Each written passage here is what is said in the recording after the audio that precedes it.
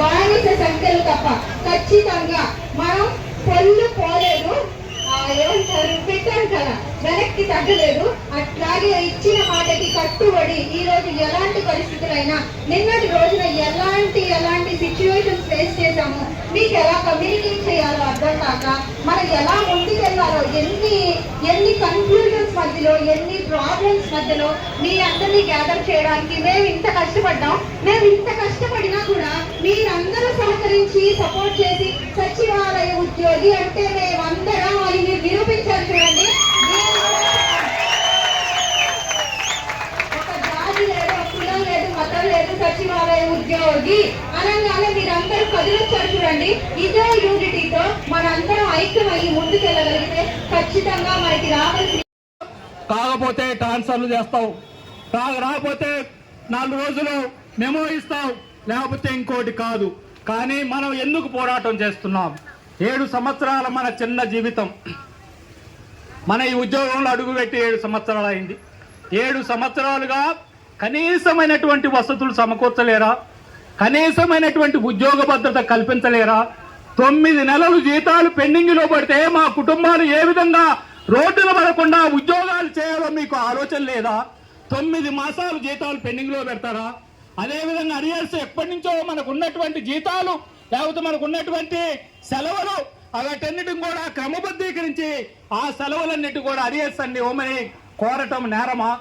అనవసరమైనటువంటి ట్రాన్స్ఫర్ గురించిపోయే విధంగా ఈ యొక్క బానిస వ్యవస్థలోనే బతుకుదామా లేదా అనేటటువంటిదే మన ముందు ఉన్నటువంటి ప్రశ్న. అందుకని ఈ బానిస వ్యవస్థ మన వద్దు అని చెప్పింది సోదరి. ఈ బానిస వ్యవస్థకు వ్యతిరేకంగా ఉద్యమాలు చేసిందనే చెప్పి మీరందరూ కూడా అనుకుంటున్నారు. ఆ ఉద్యమాలకు మీరు సమాయత్తం కండి, ఏమి పోయేదేం లేదు. అందుకని సమాయత్తం అవుతే భవిష్యత్తులో ఈ రోజు ఉద్యమాలకు అందరూ సమాయత్తం అవుతున్నారు.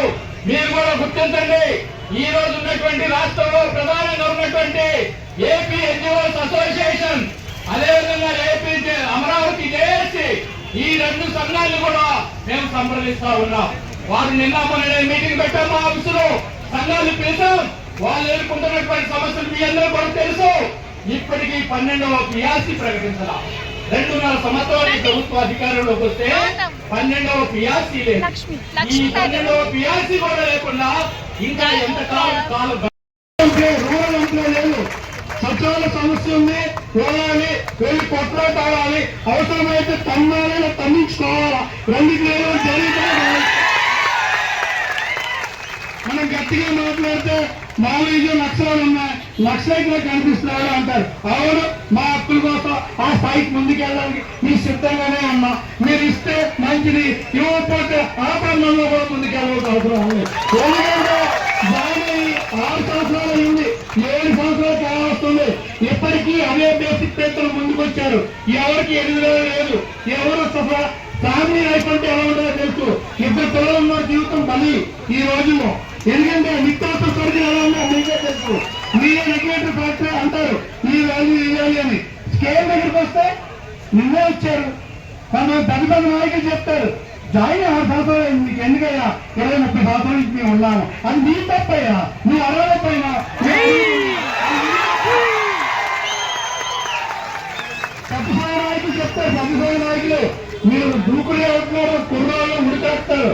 పెద్ద సాయి నాయకులు మళ్ళీ చెప్తున్నాడు, ఏ రోజైనా ఇక్కడికి వచ్చి మీరు మీ సచివాలయం ఎంప్లాయీస్ కోసం నిల్చోంట, మీరు వచ్చి నిల్చోండి అంటే రామా? పిలిచారా? ఏ వ్యక్తిని పిలిచారా? ఎప్పుడు కూడా జాయింట్ స్టాఫ్ కాన్స్టిట్యూట్కి వెళ్తారు, లోపల చాలా పట్ల మీకు అవసరం.